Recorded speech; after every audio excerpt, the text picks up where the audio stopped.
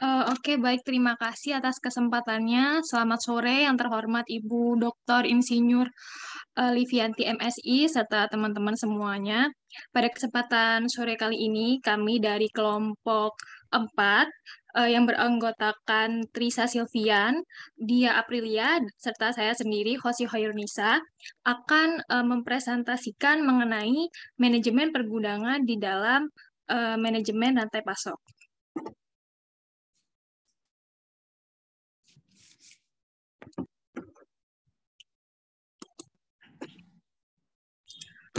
Sebelum itu, saya akan merefresh ingatan teman-teman mengenai definisi dari rantai pasok atau yang sering kita kenal dengan supply chain. Rantai pasok ini adalah sebuah rangkaian aktivitas dari sumber daya, kemudian informasi, dan organisasi yang terkait dengan pergerakan dan distribusi dari barang maupun jasa dari konsumen hingga dari produsen hingga ke konsumen. Aktivitas rantai pasokan ini meliputi proses memperoleh bahan mentah beserta bagian-bagiannya, kemudian manufaktur atau proses perubahan bentuk dari bahan mentah menjadi barang setengah jadi maupun barang jadi, lalu ada pergudangan, pencatatan inventaris, kemudian dokumentasi, pengelolaan dan pemesanan, serta distribusi dan komunikasi, transportasi, dan juga pengendalian persediaan, serta sistem informasi yang diperlukan untuk memastikan bahwa seluruh proses ini berjalan dengan optimal. Nah, lalu pada manajemen rantai pasok ini ternyata diperlukan strategi ideal. Nah, strategi ideal ini nih tujuannya apa sih? Strategi ideal ini nih tujuannya untuk fokus terhadap efisiensi dan kemampuan mengelola ketepatan dalam merespon permintaan barang di pasar seperti apa.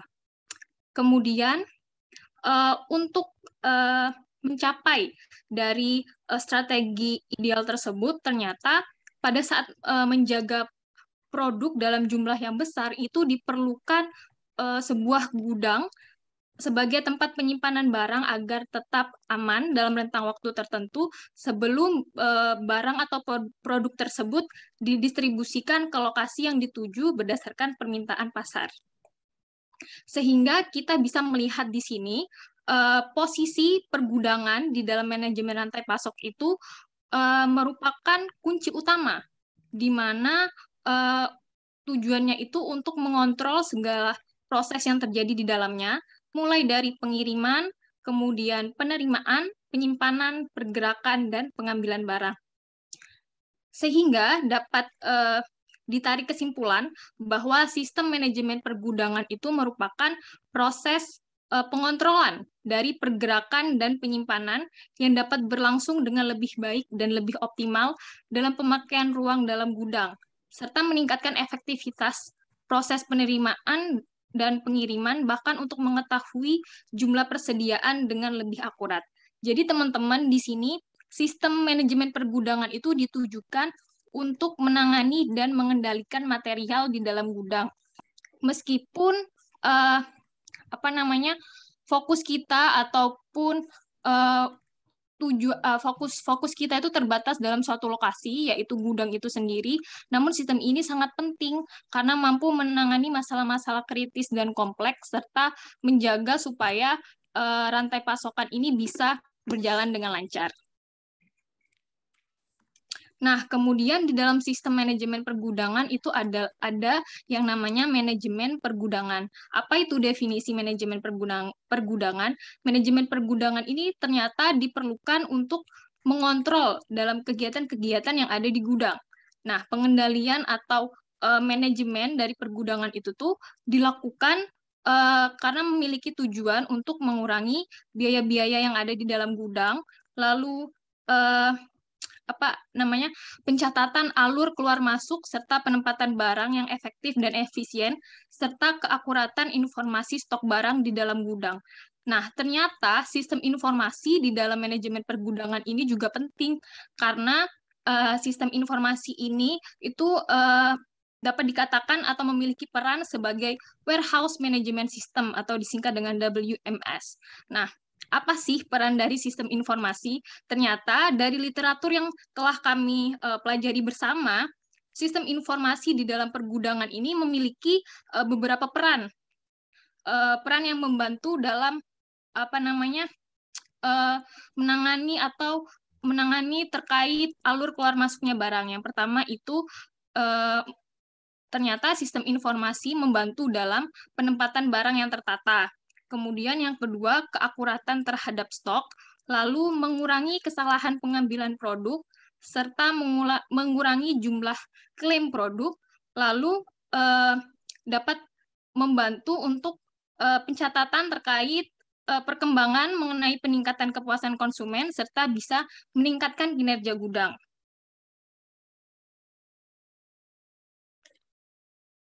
Nah, kita tadi sudah mempelajari tentang definisi rantai pasok, kemudian sistem manajemen pergudangan, serta manajemen pergudangan. Lalu kita berlanjut mengenai definisi dari gudang itu sendiri. Nah, gudang ini memiliki definisi sebagai bangunan yang digunakan untuk menyimpan barang. Nah, barang-barang yang disimpan di dalam gudang ini dapat berupa bahan baku, kemudian bahan setengah jadi, suku cadang, atau yang dikenal dengan barang dalam proses yang disiapkan untuk disimpan oleh proses produksi. Ternyata teman-teman, pergudangan di sini itu tidak hanya kegiatan penyimpanan barang saja, namun melainkan proses penanganan barang, mulai dari penerimaan barang, kemudian pencatatan, penyimpanan, kemudian pemilihan, penyortiran, pemberian label, lalu sampai dengan proses pengiriman.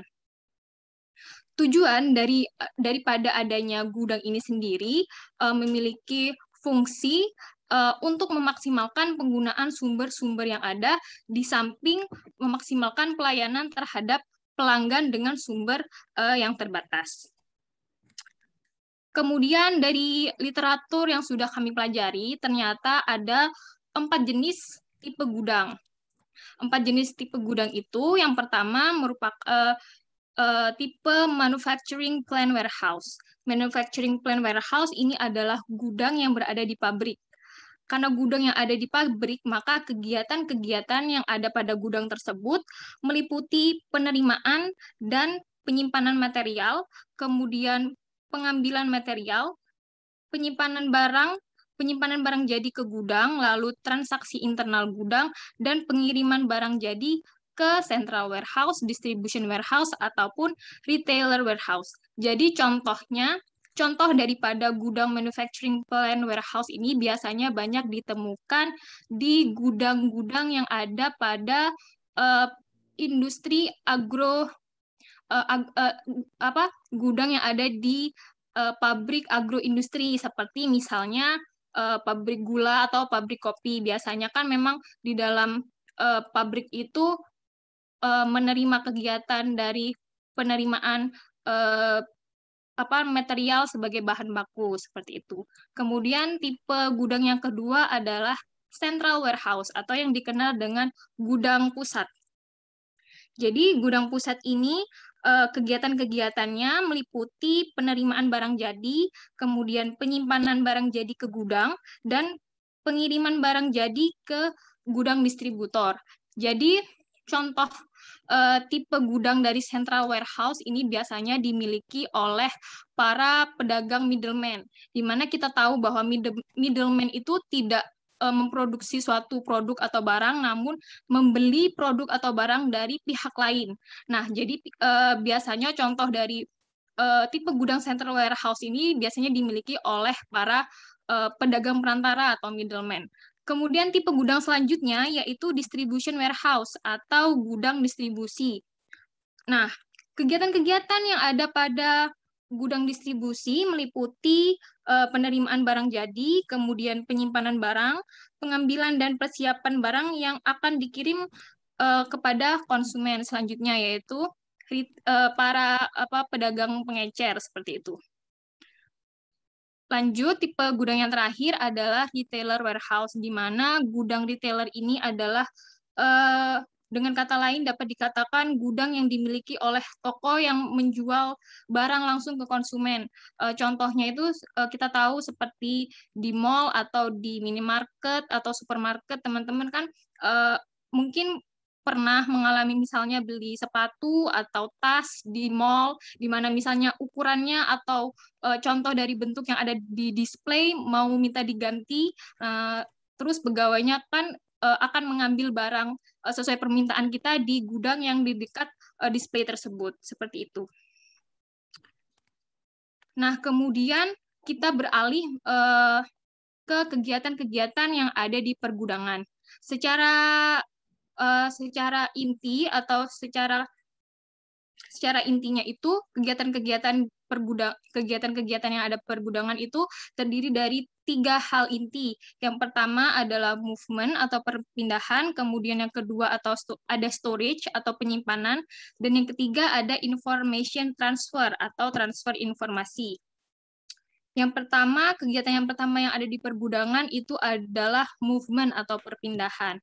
Kegiatan ini bisa disimpulkan kegiatan mengenai alur dari barang yang masuk ke gudang hingga nantinya akan dijual dan keluar dari gudang. Apa saja kegiatan-kegiatan tersebut? Kegiatan-kegiatan itu dapat diawali dengan kegiatan penerimaan atau receiving.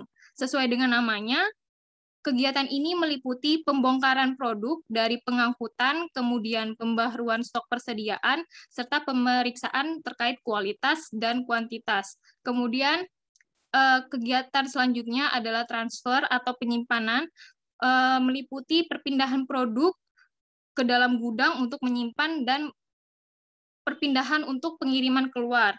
Lalu kegiatan selanjutnya adalah pengambilan pesanan yang merupakan aktivitas perpindahan utama serta melakukan pengelompokan terhadap produk-produk yang diinginkan oleh pelanggan. Kemudian ada yang namanya cross-docking, teman-teman. Jadi cross-docking ini adalah aktivitas penyimpanan dengan memindahkan barang secara langsung yang berasal dari penerimaan barang dari gudang ke tempat lainnya. Lalu yang terakhir itu adalah pengiriman atau yang kita kenal sebagai shipping, yang merupakan aktivitas perpindahan akhir yang meliputi pengeluaran produk dan sekumpulan pesanan dari gudang. Kemudian untuk kegiatan selanjutnya yaitu ada storage atau penyimpanan.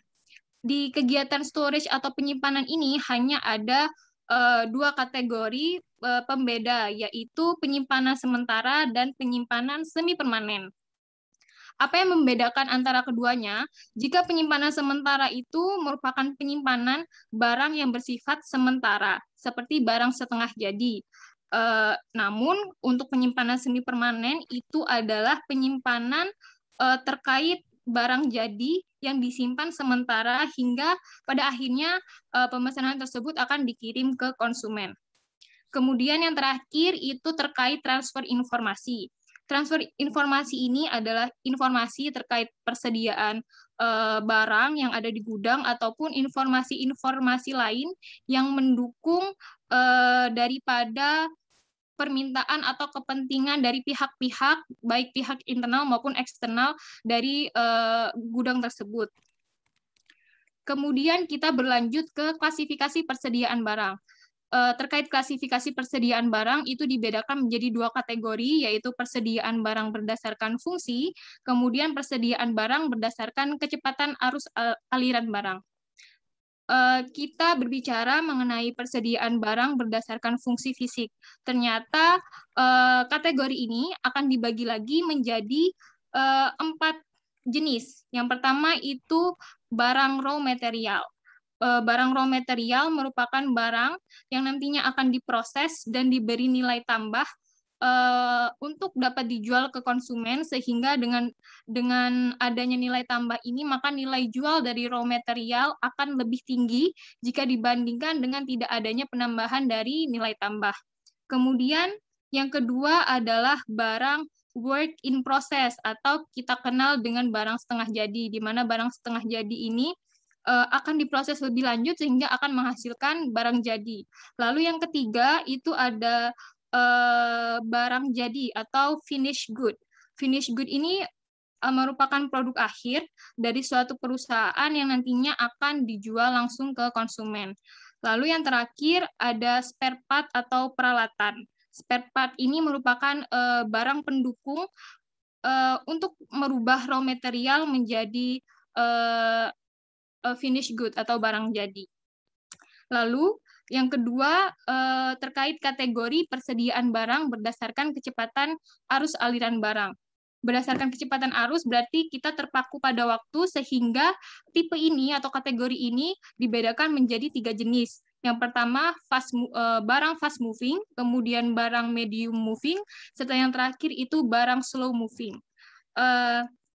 Kita membahas tentang barang fast moving berdasarkan namanya fast moving. Jadi perpindahan barang atau laju keluar masuknya barang dari gudang itu memerlukan waktu yang sebentar.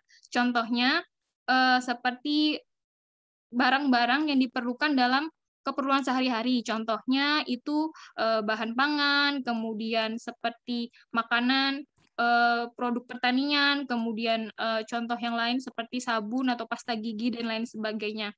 Kemudian barang medium movement. Barang medium movement ini memiliki laju kecepatan keluar masuk dari gudang lebih lama sedikit dibandingkan dengan barang slow moving. Contohnya itu peralatan-peralatan rumah tangga, di mana dalam waktu tertentu, contohnya misalnya dalam waktu setahun ada beberapa kali pergantian barang karena barang tersebut mungkin sudah tidak layak untuk dipakai.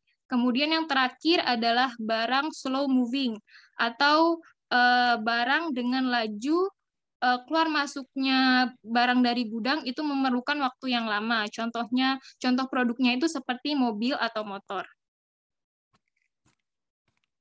Kemudian selanjutnya akan dijelaskan oleh rekan saya, Trisa Silvian. Kepada Trisa Silvian dipersilahkan. Baik, terima kasih atas kesempatannya. Sebelum menjelaskan tentang racking system atau sistem rak, saya akan menjelaskan memberikan info dulu mengenai tata letak sistem penyimpanan. Yang dimana tata letak sistem penyimpanan ini merupakan salah satu aktivitas yang penting guna mencapai efisiensi dan kinerja gudang seperti pengambilan barang berdasarkan kecepatan alur barang dan proses penempatan barang yang sesuai. Nah, untuk mendukung tata letak sistem penyimpanan ini maka digunakanlah sistem rak atau racking system. Racking system ini dibagi menjadi dua, yaitu yang pertama ada rak permanen, yang dimana rak permanen ini adalah rak yang memiliki konstruksi tetap sehingga tidak dapat dipindah-pindahkan. Walaupun ingin dipindahkan itu harus dibongkar dan memakan biaya yang besar karena rak itu sudah menjadi bagian dari sistem gudang. Kemudian ada rak sementara. Rak sementara ini memiliki konstruksi yang dapat dibongkar atau dipindah jika sudah tidak diperlukan.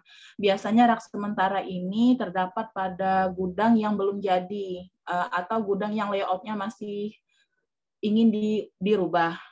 Kemudian selanjutnya, next.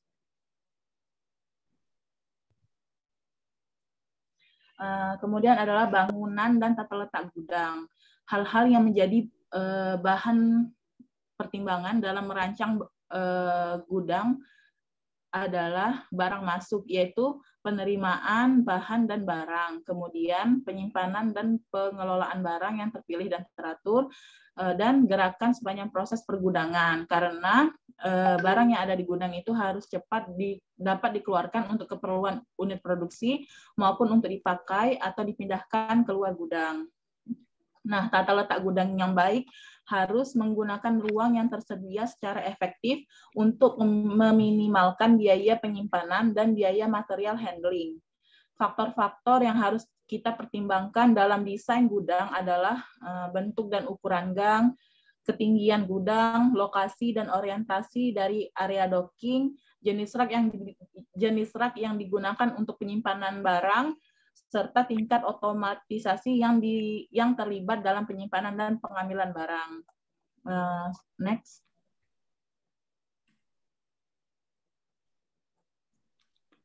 selanjutnya.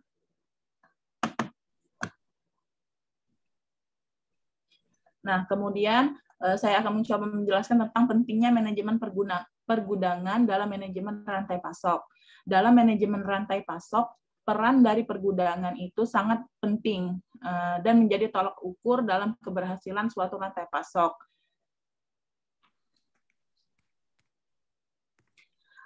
Karena pergudangan memegang kunci dalam kualitas, kuantitas, dan ketepatan untuk pendistribusian.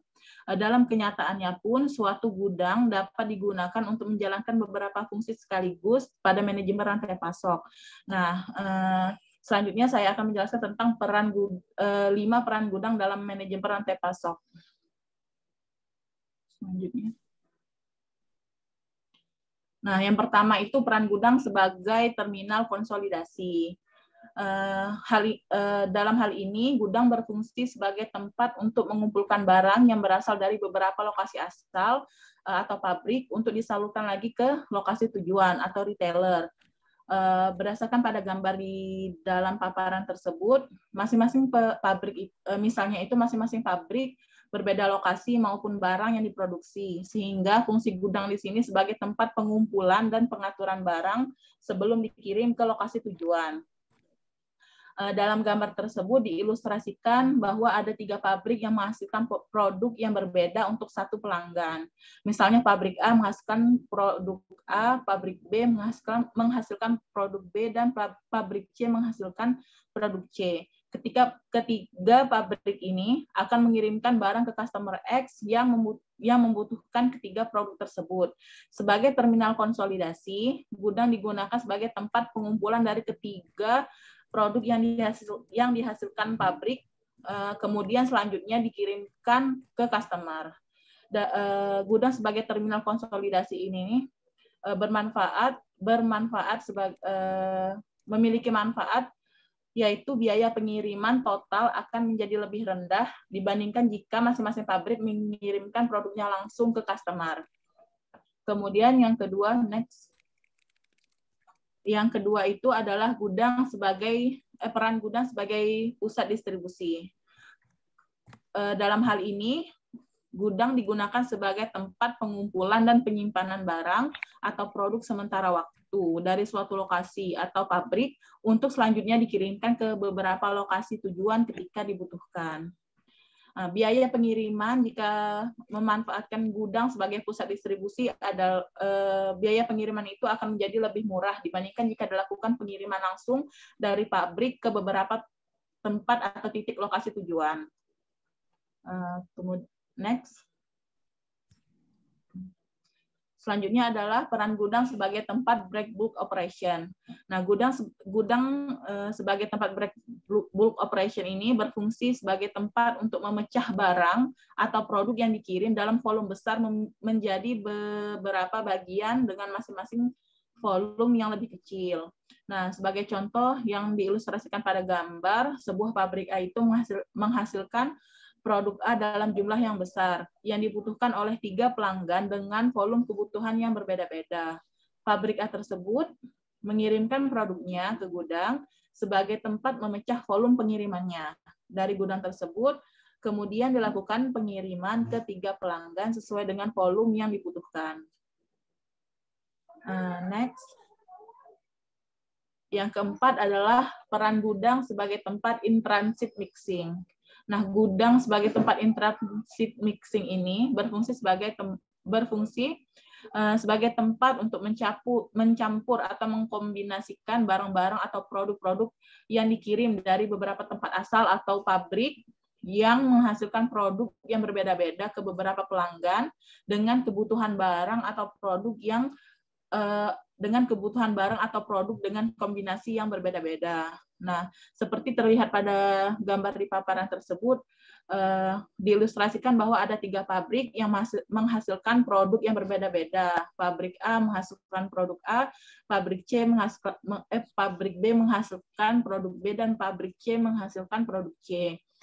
Di lain sisi, terdapat 3 pelanggan juga yang membutuhkan produk dengan kombinasi yang berbeda-beda. Misalnya pelanggan X membutuhkan produk A, B, C, pelanggan Y membutuhkan produk A dan B, sedangkan pelanggan Z membutuhkan produk A dan C. Nah, gudang digunakan sebagai tempat interans mixing untuk mengkombinasikan produk yang dibutuhkan masing-masing pelanggan, kemudian baru produk yang sudah dikombinasikan tersebut dikirim ke masing-masing pelanggan. Yang terakhir adalah peran gudang sebagai tempat cross-dock operation. Nah, gudang dalam hal ini merupakan tempat untuk melakukan penerimaan barang dari lokasi asal atau pabrik dan langsung dilakukan pengiriman barang dari ke lokasi tujuan selanjutnya. Nah, proses penerimaan dan pengiriman barang dalam gudang cross-dock operation ini dilakukan dalam waktu yang relatif cepat sehingga tidak terjadi proses penyimpanan barang atau produk.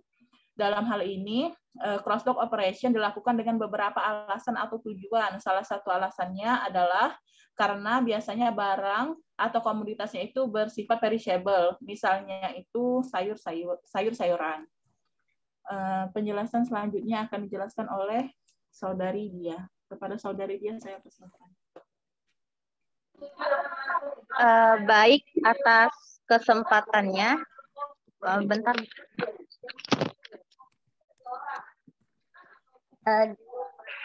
Apakah suara saya terdengar dengan jelas? Baik, di sini saya akan menjelaskan bagaimana pergudangan itu ternyata telah berevolusi di era 4.0.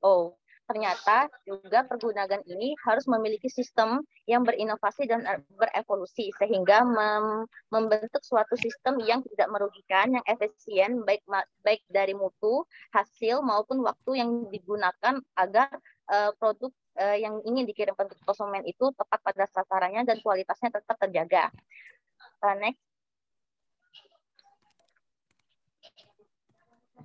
Nah, di sini kita sudah tahu bahwasanya pergudangan merupakan salah satu bagian dari aktivitas yang penting di rantai pasok. Karena tanpa gudang, produk khususnya yang pangan atau pertanian itu gampang rusak. Dan juga kalau pergudangan itu sistemnya salah atau ada sistem yang tidak efisien atau efektif, maka kualitas maupun mutu dari produk yang kita ingin perjualbelikan itu rusak atau kotor, bahkan juga bisa jadi losses. Nah, dari situlah perkembangan teknologi 4.0 pada saat ini telah membuat evolusi pada logistik khususnya di pergudangan yang ditandai dengan adanya inovasi dalam teknologi maupun sistem. Jadi di pergudangan ini kita akan melihat bagaimana sistem yang menggunakan teknologi perangkat komputer dengan menggunakan sistem yang konkret. Jadi kita menggunakan barcode, GPS, dan lain-lain. Adapun inovasi logistik pada pergudangan telah mengalami 3 perubahan evolusi.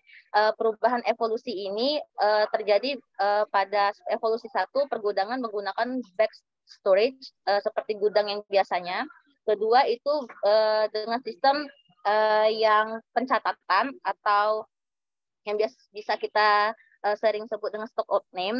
Lalu yang ketiga baru kita menggunakan dengan sistem evolusi ini dengan teknologi dengan menggunakan sistem RIFD namanya nanti.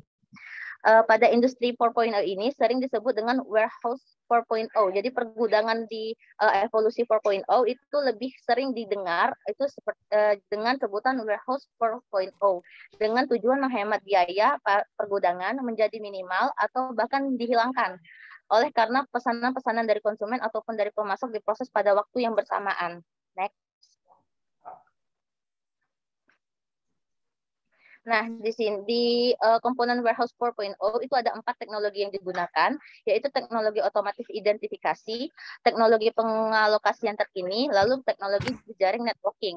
Teknologi otomatis identifikasi inilah yang saya sebut tadi, seperti teknologi yang sering yang digunakan untuk warehouse 4.0 yaitu radio frequency identification atau RFID. Di sini dikembangkan sebagai teknologi otomatis pengumpulan data berbasis teknologi komputer. Jadi seluruh data yang barang-barang dari produsen itu masuk ke gudang itu menggunakan teknologi identifikasi Sehingga itu tidak ada selisih antara stok off-name maupun dengan jumlah yang ingin dikirimkan. Karena itu adalah salah satu permasalahan yang sering dijumpai di pergudangan. Lalu untuk teknologi pengalokasian terkini, ini diaplikasikan untuk mengidentifikasi secara otomatis dan melacak lokasi barang yang tersimpan secara terkini. Jadi misal kayak gini, misal barang A itu tersimpan di rak mana, bisa, atau mungkin barang A itu di stok gudang yang mana. Jadi kita bisa menggunakan teknologi secara langsung dan kita menghemat biaya. Biasanya kita harus berkomunikasi kepada tim-tim gudang yang lainnya, dan itu membuat waktu yang lama, sehingga itu menimbulkan losses di tidaknya efisien. Lalu teknologi jejaring ini menjadi sarana vital untuk menghubungkan antar peralatan dan komponen yang memungkinkan dalam pengambilan, pengumpulan, dan pertukaran data. Jadi teknologi jejaring ini seperti yang saya katakan tadi, misal kita ingin mengetahui barang A di mana, kita menggunakan teknologi komunikasi, lalu kita menggunakan GPS. Nah, itu dua kombinasi teknologi jejaring itu disebut dengan networking. Next.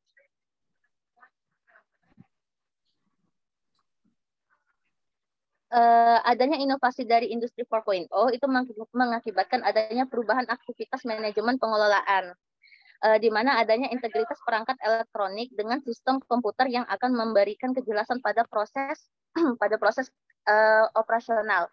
Jadi di sini di pergudangan itu ada beberapa mekanisme yang telah berubah, mulai dari pergerakan persediaan, pengambilan pesan pengiriman maupun hingga pengiriman yang cerdas. Jadi di dalam mekanisme industri 4.0 ini, teknologi yang digunakan itu disebut dengan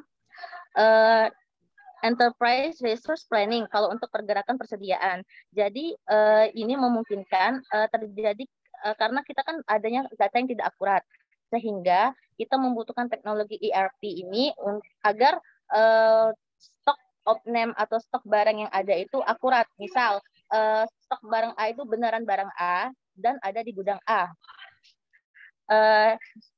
Mungkin untuk penerimaan persediaan ini juga sama, kalau dia itu berbasis dengan pemeriksaan kualitas. Jadi kita menggunakan teknologi juga untuk memeriksa kualitas barang yang ada di gudang. Kalau penempatan persediaan itu implementasi IoT.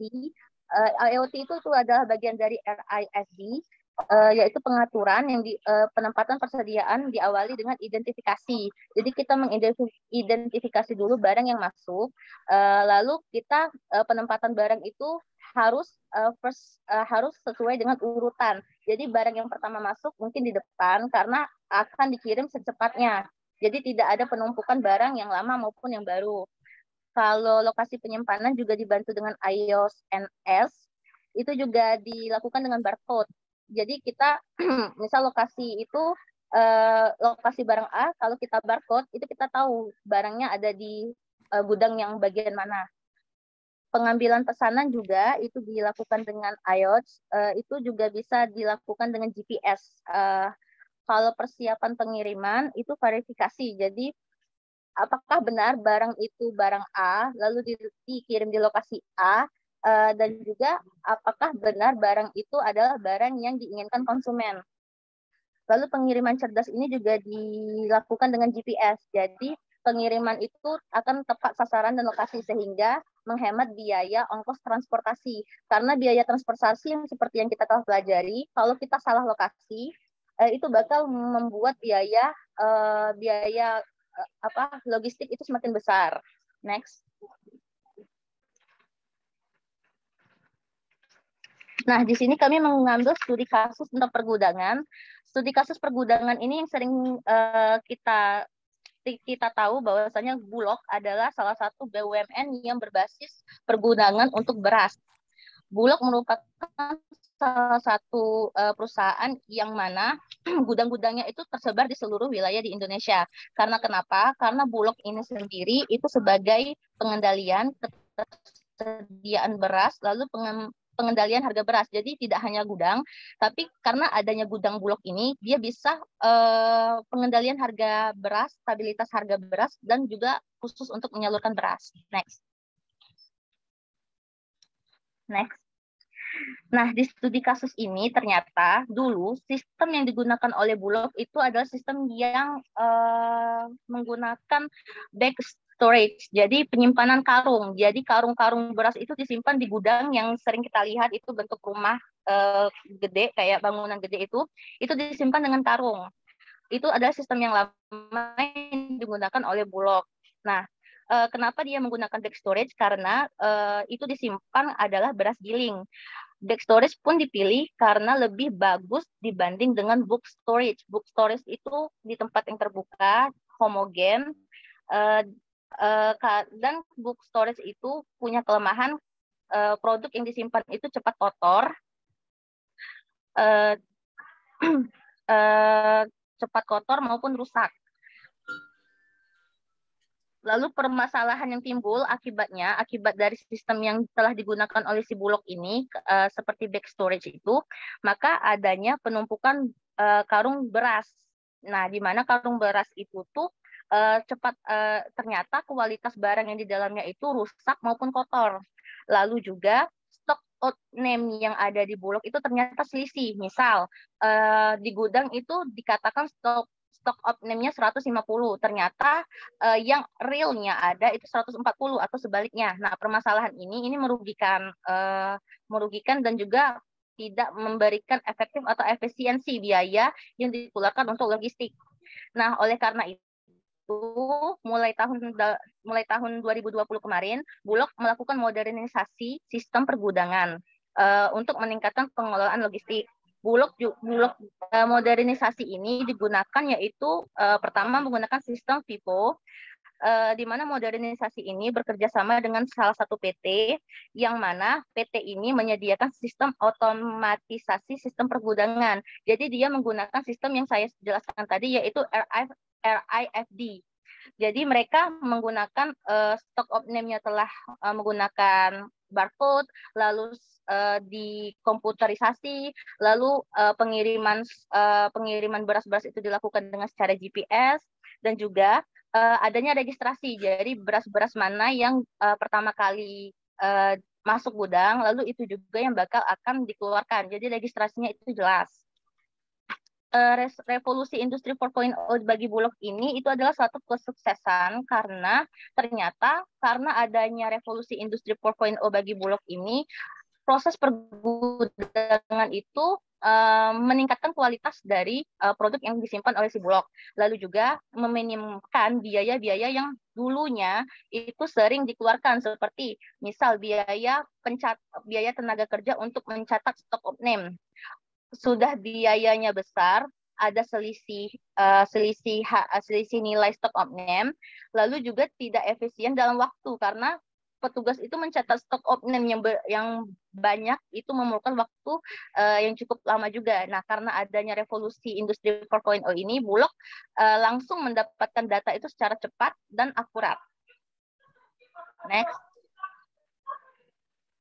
Nah, ini tipe gudang yang di Bulog. Kita juga harus tahu selain sistem yang digunakan telah berevolusi, sistem yang digunakan Bulog ini juga ternyata merupakan tipe central warehouse. Karena Bulog penerimaan barang yang jadi menyimpan barang ke gudang. Jadi barang yang sudah jadi disimpan ke gudang untuk penyimpanan barang jadi ke gudang. Next. Nah, inilah bagan di mana industri 4.0 Bulog itu dilakukan. Jadi warehouse Bulog ini itu dilakukan menggunakan jaringan yang tadi RIFD, barcode, dan menggunakan sistem FIFO. Lalu ke pusat distribusi beras, ke retail maupun ke tempat-tempat yang ingin dikirimkan oleh si Bulog. Hingga sampai ke konsumen itu ternyata kualitasnya itu baik. Saya kembalikan kepada moderator. Oke, baik. Terima kasih rekan Trisa dan rekan Kak Dia atas pemaparan materi yang telah diberikan.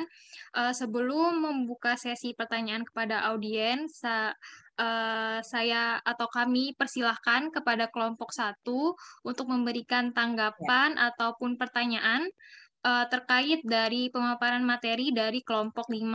kepada anggota kelompok 1, yaitu Saudara Agus Riansyah, Saudari Aisyah, dan Saudari Siti Ramadhani Andelia, dipersilahkan. Oke. Silakan kelompok 1. Terima kasih atas waktunya. Mungkin saya terlebih dahulu mewakili kelompok saya, kelompok 1. Yang pertama, saya ucapkan terima kasih atas informasinya, sangat begitu baik bagi kelompok kami dan anggota lainnya. Untuk informasinya cukup sangat baik. Untuk feedback yang saya berikan, yang pertama yaitu tadi sudah dijelaskan bahwa persediaan barang berdasarkan fungsi dibedakan menjadi 3, yaitu barang raw material, barang setengah jadi, dan barang jadi.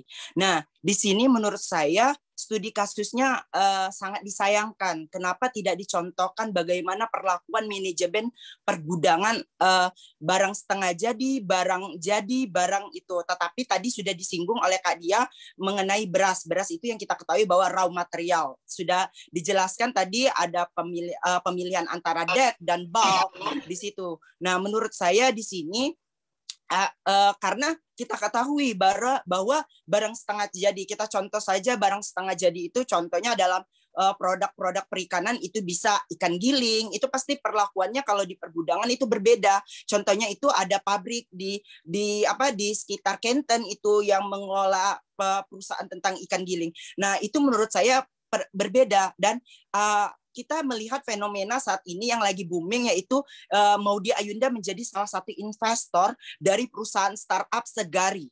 Nah, yang kita ketahui perusahaan Segari ini hampir sama visi dan misinya sama dengan startup yang pernah saya lombakan bersama Zetira juga. Kemudian yaitu memperpendek rantai pasar, memperpendek rantai pasok, sehingga salah satu alasan Maudy Ayunda juga mau investor ke Segari itu adalah jadi farmers itu saling diuntungkan, mendapatkan profit yang lebih tinggi daripada keadaan saat ini. Nah, itu sebenarnya teknologi-teknologi yang dijelaskan oleh Kak Dia itu sudah digunakan oleh Segari atau perusahaan-perusahaan startup. Memang benar, mereka menggunakan GPS untuk proses pengantaran, kemudian dia menggunakan sistem RFID. Nah, hal inilah menurut saya, feedback dari saya, sangat disayangkan belum dijelaskan antara produk setengah jadi dan barang jadi. Bagaimana perlakuan manajemen pergudangan? Pasti sangat berbeda. Pertanyaan saya, bisakah kelompok Anda mencontohkan antara terserah mau produk setengah jadi atau produk jadi yang dilakukan manajemen pergudangan seperti itu? Terima kasih. Oke, silakan ditanggapi.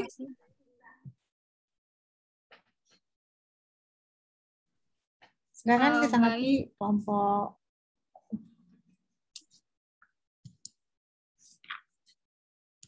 Oke, saya akan mencoba memberikan tanggapan atas feedback dari Saudara Agus Riansyah.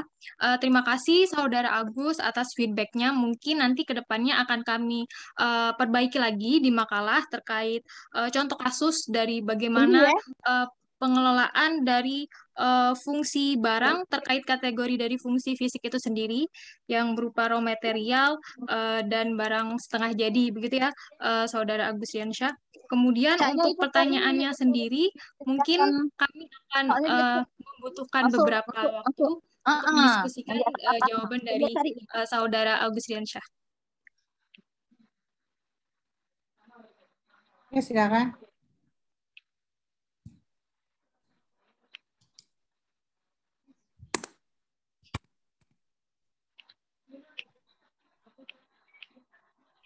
Mungkin untuk anggota kelompok 1, apabila ada tambahan pertanyaan bagi kelompok 5, dipersilahkan. Baik, terima kasih atas kesempatannya. Izin menambahkan dari Saudara Agus Riansyah, tadi memang benar apa yang telah kelompok pergudangan tadi sampaikan, telah sangat lengkap dan sangat mudah dipahami. Tapi tadi saya mendapatkan pertanyaan mengenai, tadi Saudara menjelaskan beberapa barang ada yang untuk rak permanen dan juga rak sementara. Tetapi kelompok pergudangan tidak menyebutkan kapan seharusnya kita menggunakan rak sementara atau kapan kita seharusnya menggunakan rak permanen tersebut. Dan yang kedua, di kelompok pergudangan tadi juga membahas mengenai peran dari gudang tersebut, dan banyak sekali peran-perannya. Ada tadi soal konsolidasi, gudang break bulk, dan lain-lain. Tetapi kami masih bingung apakah peran tersebut dapat dimiliki oleh satu gudang perusahaan.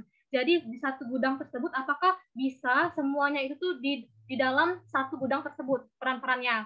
Dan kami juga bingung kapan suatu perusahaan itu harus menggunakan atau harus menggunakan peran yang telah disebutkan oleh kelompok pergudangan tadi. Kalau tidak saya salah, kami menemukan 5 peran dari gudang tadi yang break bulk dan lain-lain. Kemudian tadi di kelompok pergudangan juga membahas mengenai kemudahan pada industri 4.0.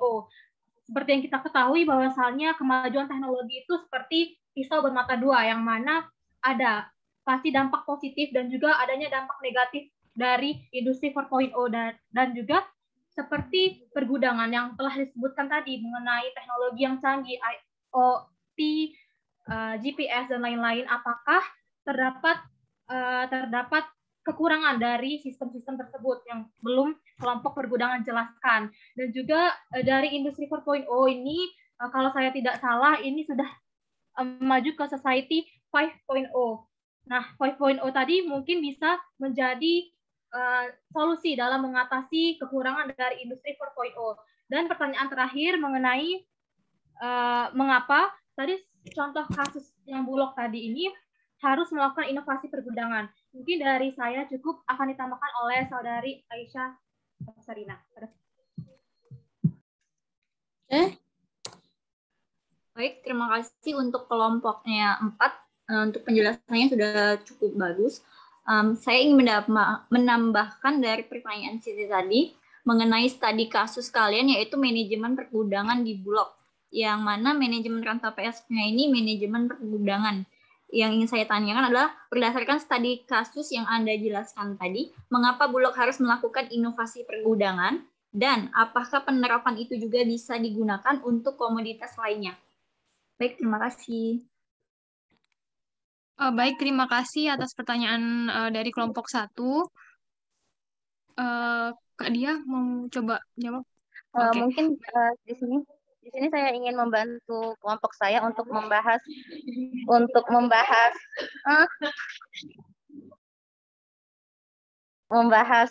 kelompok dari pertanyaan dari Siti. Tadi kan dia bilang ada beberapa peranan dari gudang. Itu ada 5 memang kami sebutkan. Kalau nggak salah itu ada terminal konsolidasi, distribusi, break bulk operation, dan in-transit mixing. Lalu juga ada cross docking. Nah, semua peranan ini sebenarnya itu digunakan itu berdasarkan bagaimana perusahaan itu membutuhkannya. Jadi kita sebelum kita memiliki peranan itu, peranan-peranan yang di gudang itu tuh memang bisa dipakai semua, karena kan itu kan pengertian peranan itu. Jadi gudang itu memiliki salah satu peranan yang ada di situ. Mungkin bisa 3 peranan itu bisa langsung dipakai, atau 1 peranan yang dipakai. Itu tergantung dari kondisi, lokasi, kebutuhan, dan juga barang-barang yang masuk di dalam pergudangan itu. Misal si perusahaan ini mau berfungsi sebagai tempat untuk mengumpulkan barang yang asal lalu langsung ke lokasi tujuan. Nah, peranan gudang itu berarti terminal konsolidasi. Tapi selain itu, ternyata perusahaan itu juga ingin mengambil dari pabrik-pabrik yang lain dulu, baru ke pabrik-pabrik asal, lalu ke lokasinya, lalu ke konsumen. Nah, ternyata dia juga bisa sebagai pusat distribusi kayak gitu. Nah, peranan-peranan itu tuh mungkin sebenarnya tuh bisa ada semua perusahaan itu pakai, tapi juga mungkin ada beberapa peranan yang tidak tersalurkan oleh perusahaan karena itu tadi, karena sesuai dengan kebutuhan si perusahaan. Nah, untuk permasalahan yang sering terjadi di kasus 4.0, kasus 4.0 ini nih kan karena dia menggunakan teknologi, mungkin adanya kekurangan kualitas SDM yang belum bisa menggunakan sistem 4.0 seperti RIFD atau juga belum bisa GPS, dan bahkan karena menggunakan teknologi tersebut sehingga juga harus memiliki biaya tambahan untuk si SDM yang menguasai ini karena dia termasuk tenaga ahli. Selain itu juga karena kontrol kualitas dari 4.0 ini terhadap sistem itu mahal. Jadi seringkali perusahaan untuk industri 4.0 ini mengalami kesulitan jika sistem-sistem itu mengalami kayak error atau not working kayak gitu.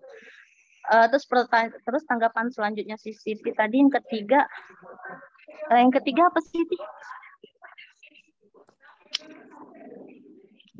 Peran gudang, apakah bisa semua peran itu dilakukan di satu gudang?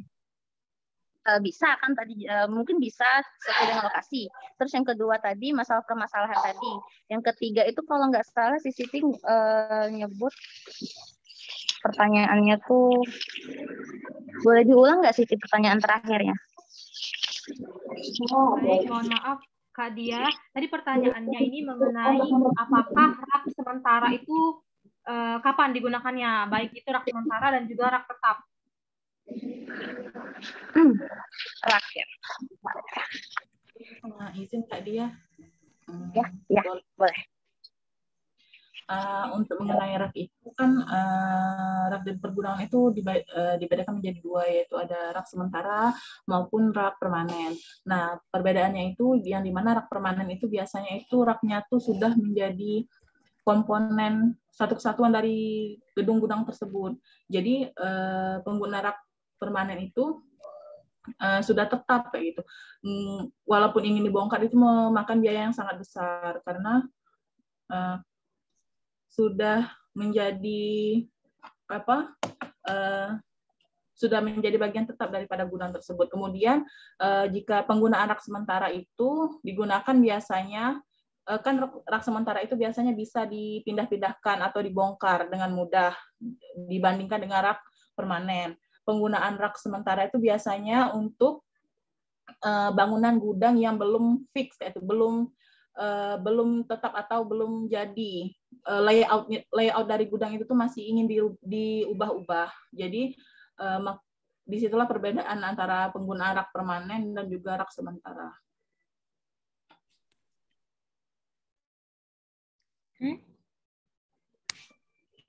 Ini baru pembahasan ya. Oke, kita buka tadi pertanyaan dari Aisyah Bu belum dijawab. Oke, silakan. Pertanyaan dari Aisyah tadi kan permasalahan yang sering dijumpai pergudang mengapa Bulog harus melakukan inovasi pergudangan.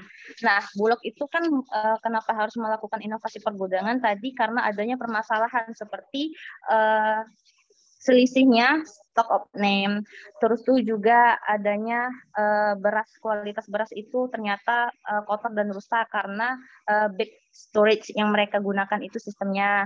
Terus juga si Bulog itu menggunakan sistem penumpukan karung, sistem 5 kunci. Maksudnya sistem 5 kunci itu karung itu ditumpuk tapi tidak penyusunannya 5x5, tapi tidak dibuat menyatu. Nah, karena sistem penumpukan itu kebanyakan beras-beras yang lama itu tertumpuk karena tidak adanya manajemen yang tidak ada sistem manajemen yang bisa terkadang lupa kayak gitu kan. Misal, oh ini ternyata barangnya yang lama karena tertumpuk tadi, jadi kualitasnya sudah buruk dan juga tertumpuk. Lalu juga karena adanya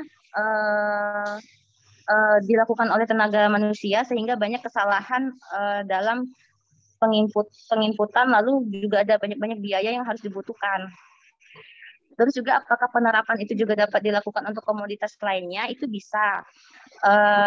Sistem yang digunakan di industri 4.0 ini yang menggunakan RIFD ini bisa digunakan pada produk-produk yang lainnya, karena sistem ini itu merupakan sistem yang global. Jadi baik itu produk pangan maupun produk barang elektronik dan lain-lain itu bisa menggunakan sistem ini.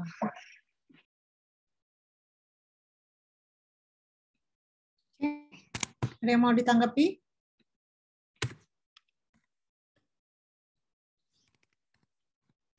Kalau nggak ada, kita lanjut ke diskusi ya. Silakan. Kita buka sesi yang pertama. 3 penanya.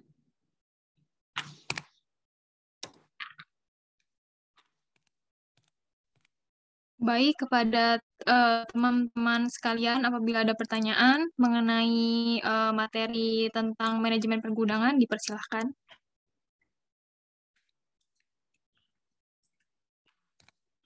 Menarik ini, pergudangan ini.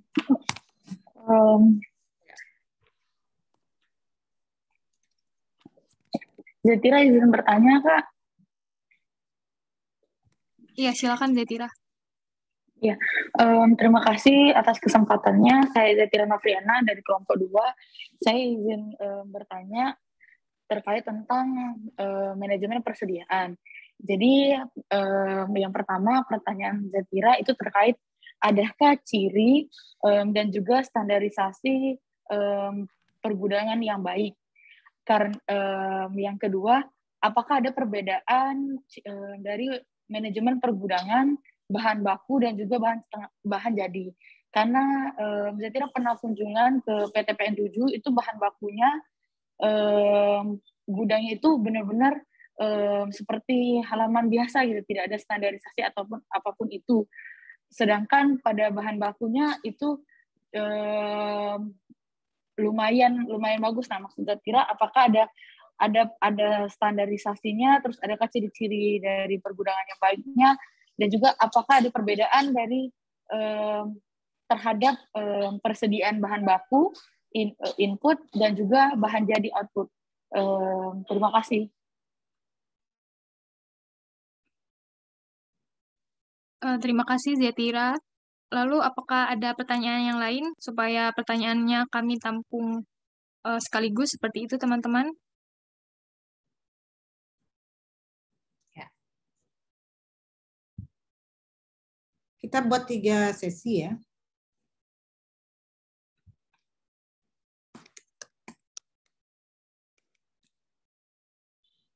Mungkin kepada Saudari Anggia untuk bisa memberikan pertanyaannya. Baik, terima kasih atas waktu yang telah diberikan.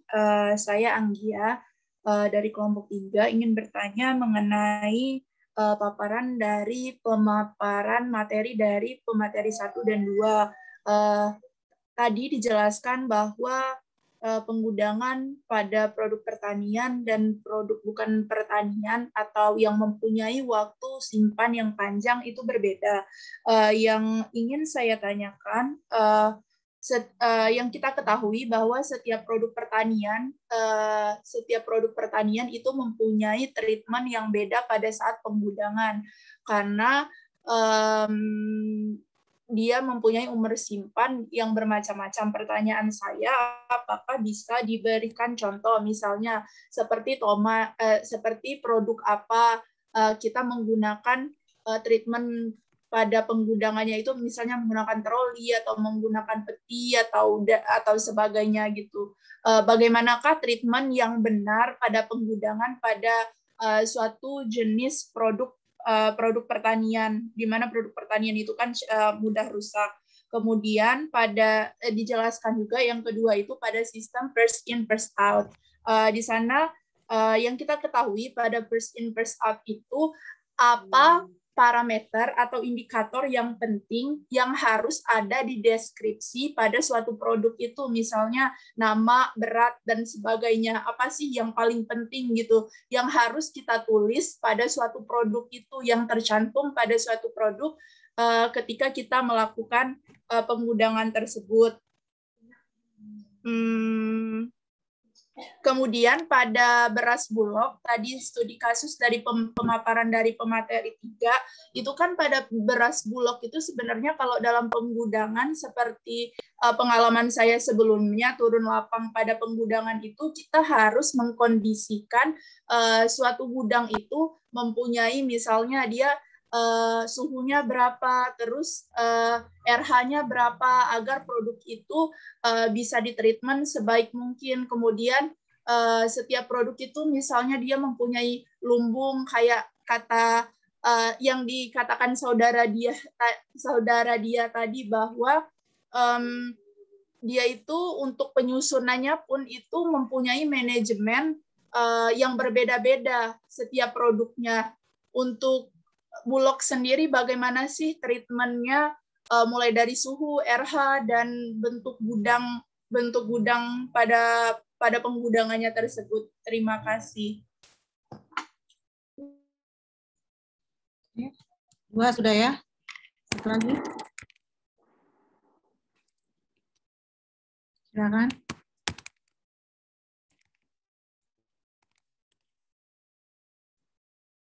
Satu lagi.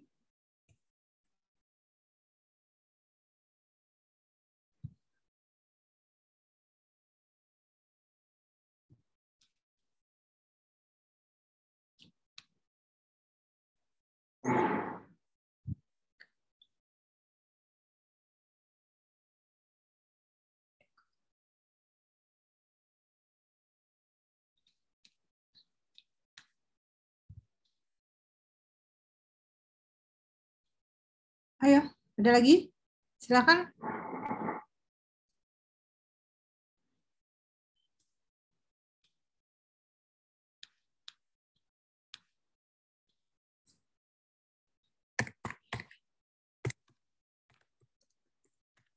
Enggak ada, silakan dijawab dulu.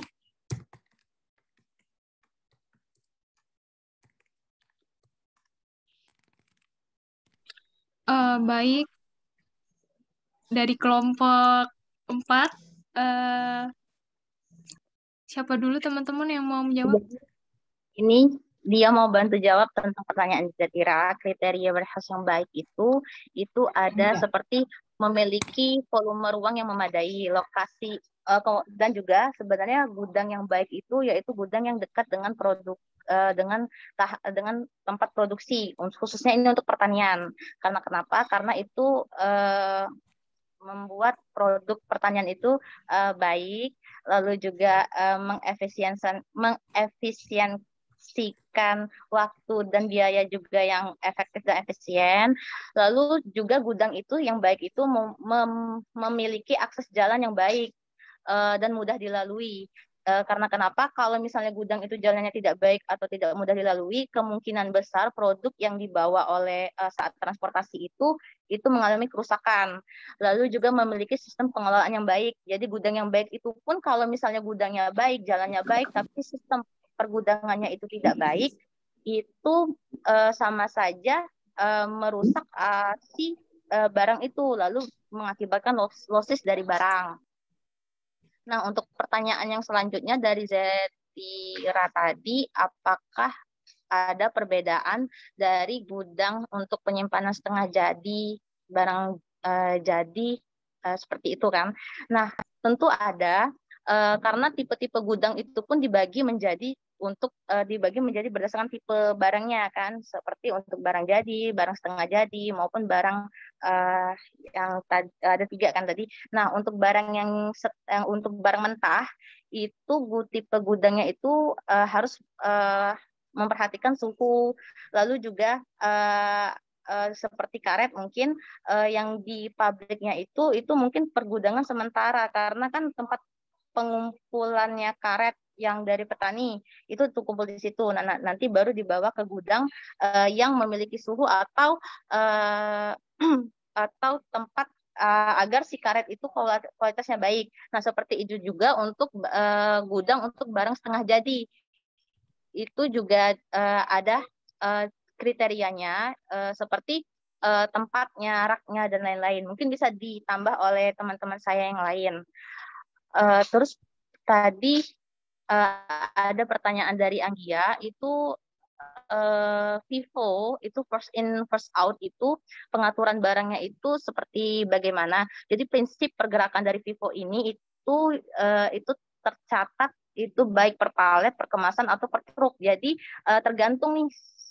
Jadi kita mau yang mana nih? Misal truk 5, jadi itu yang nandainnya kayak gitu. Atau enggak bisa juga nama kemasan. Jadi itu bisa per palet, bisa per kemasan atau per truk yang datang duluan kayak itu. Itu sistem FIFO ya. Penting kita tahu bahwasannya yang mana yang pertama masuk dan itu yang harus pertama kali keluar.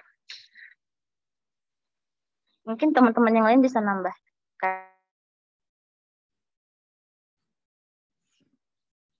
Oke.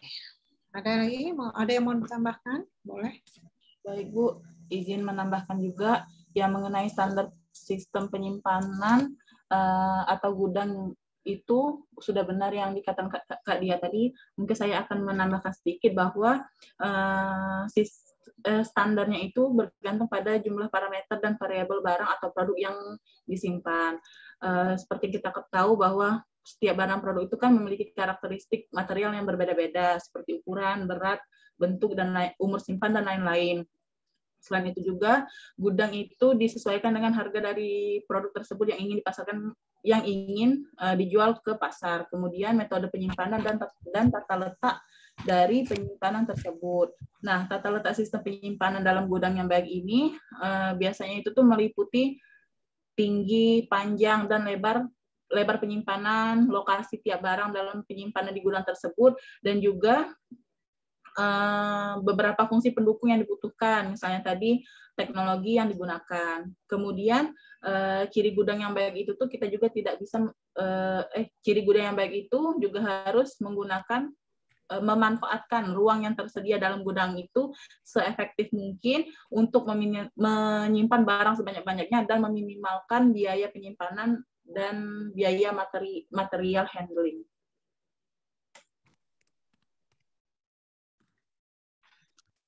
Oke, saya akan mencoba menjawab pertanyaan dari Anggia mengenai treatment untuk produk pertanian itu seperti apa di pergudangan. Nah, beberapa waktu yang lalu saya juga pernah melakukan kegiatan mengenai tugas terkait manajemen produk pertanian yang ada pada gudang yang gudang retailer, jadi di supermarket seperti itu, Anggia. Jadi kan kita tahu bahwa produk pertanian, misalnya contohnya itu sayuran seperti itu. Sayuran kan mudah cepat mengalami pelayuan seperti itu, karena sehingga mudah mengalami kerusakan seperti pelayuan, maka treatment yang diberikan untuk produk tersebut itu dengan memberi menyemprot dengan air segar, biasanya air dingin setiap 30 menit sekali. Namun apabila misalnya jam dari supermarket itu sudah di luar jam operasional, maka produk sayuran-sayuran itu akan dimasukkan ke chiller atau tempat pendingin di mana ada suhu tertentu yang diterapkan untuk menjaga supaya sayur tersebut itu tetap segar seperti itu. Nah, selain untuk treatment terkait pemberian air supaya sayur tetap segar, ada juga tatakan rak yang diberikan itu ada seperti alas busa yang dibasahi sehingga akar dari sayuran itu juga supaya tetap basah sehingga tidak untuk memperlambat terjadinya proses pelayuan pada sayur tersebut. Sedangkan untuk produk dari buah itu biasanya diterapkan treatment suhunya itu tidak terlalu rendah atau pada suhu ruang, karena mayoritas produk yang ada di supermarket tersebut adalah buah-buah tropis seperti itu. Kemudian sama halnya juga dengan sayuran, rak-rak pada pada produk buah itu juga diberikan alas seperti busa supaya permukaan buah yang lembut itu tidak mengalami benturan pada rak yang keras. Jadi kualitas buah itu bisa tetap baik, tidak penyok-penyok seperti itu. Kemudian juga untuk buah sendiri, penempatan atau pemberian displaynya itu terkait penumpukan penumpukan buah itu hanya maksimal 2 layer penumpukan. Jadi tidak disarankan untuk lebih dari 2 layer penumpukan buah supaya tidak memberikan penurunan kualitas pada buah itu sendiri. Oke, terima kasih.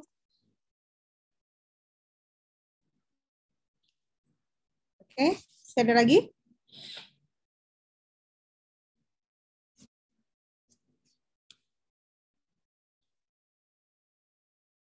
Ada lagi atau ada yang mau ditanggapi lagi?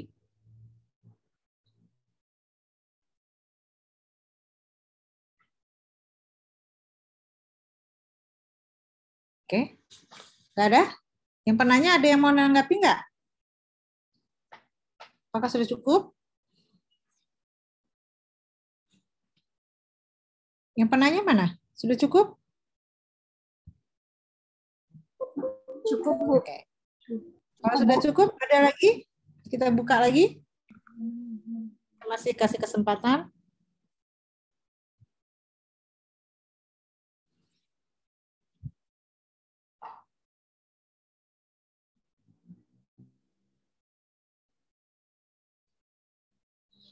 Oke, kalau nggak ada,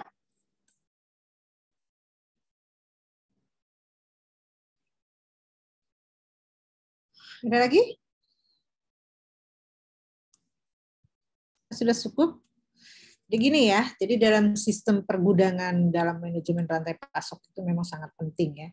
Kalau untuk barang industri, mungkin pergudangannya itu tidak terlalu memiliki resiko yang begitu besar dibandingkan untuk produk pertanian. Kenapa? Karena produk pertanian itu kalau kita ketahui dia tidak bisa disimpan terlalu lama, ya tidak bisa tersimpan lama. Nah, di dalam konsep teorinya kan kita pernah belajar yang namanya perhitungan analisis LIFO, FIFO ya dan rata-rata. Jadi kalau FIFO itu first in first out, jadi barang yang masuk yang awal itu yang keluar duluan. Sementara LIFO itu adalah last in first out, itu adalah barang yang terakhir yang dikeluarkan, yang barang terakhir masuk itu yang dikeluarkan terlebih dahulu. Sementara kalau average-nya itu adalah rata-ratanya ya, berapa jumlah rata-rata yang ada di dalam gudang, baik itu barang yang baru atau barang yang lama. Artinya dia akan mengeluarkan barang di gudang itu sesuai dengan kebutuhan yang diminta ya.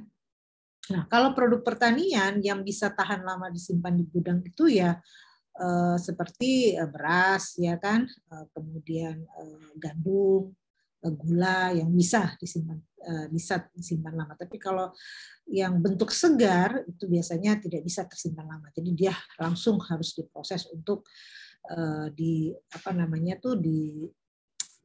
ya.